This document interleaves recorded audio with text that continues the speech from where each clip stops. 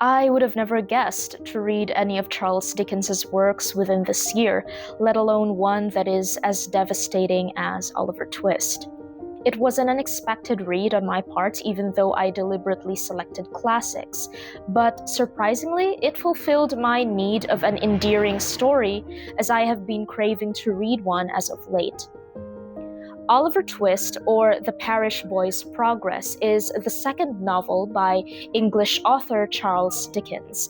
The story follows an orphaned boy who, after being raised in a workhouse, escapes to London, where he meets a gang of juvenile thieves led by the elderly criminal Fagin. The story unravels as Oliver discovers the secrets of his parentage and reconnects with his now newfound family. Oliver Twist is, among other things, a thorough exploration on the nature of crime and the idea of criminality as a learned behavior or an innate quality. When Oliver decided to make his escape to London, he was rescued by a group of young thieves controlled by Fagin.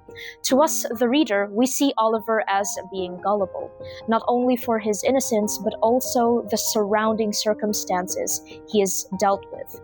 One of the novel's great questions, therefore, is, will Oliver succumb to this current environment, or will he remain virtuous?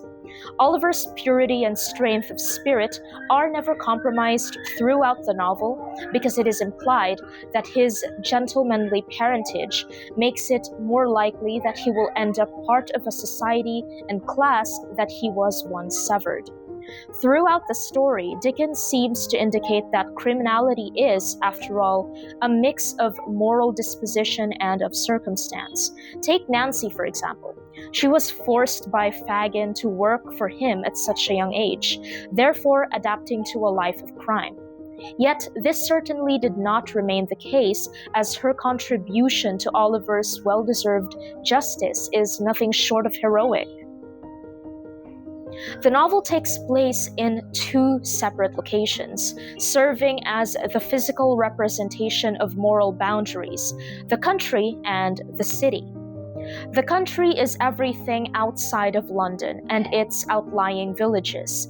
London is the primary city. The story conveys the country as a place of serenity and stability. The city, however, is rife with struggles where the poor are crowded together, trying to survive the modern industrial life. During the initial chapters, Oliver makes his way to London to avoid Sowerberry and the life of terrible poverty in the workhouses. However, he later finds that the city is not a means of escape. Oliver only begins to assimilate back into his side of the moral boundary when he found himself upon the Maelyse's doorstep. The novel concludes with Oliver living closer to the country with the Mayleys who care for him and as Mr. Brownlow's adopted son. At the start of the novel, Oliver was isolated of empathy as he is surrounded with people who only mean to take advantage of him. This drives the narrative as he constantly acts upon his willingness to escape cruelty. If it weren't for Oliver's goodness and his drive to better himself, he would have remained at Sowerberry's for the rest of his life. Oliver benefits greatly from the found familial love he receives from Mr. Brownlow, Mrs. Bedwin, and Rose Mayley. For the final theme I wish to discuss, I'm going to read directly from my favorite quote of the novel, which is, "If there was more like you, there would be fewer like me." This was said by Nancy during a conversation between her and Rose Mayley when she decided to confide in her in order to save Oliver. This quote saddened me especially because of how Nancy met a brutal end before she could even escape her tragic life. Cruelty might be one of the recurring themes within the novel, but it does not fail to show how free will does have a hand in acts of kindness.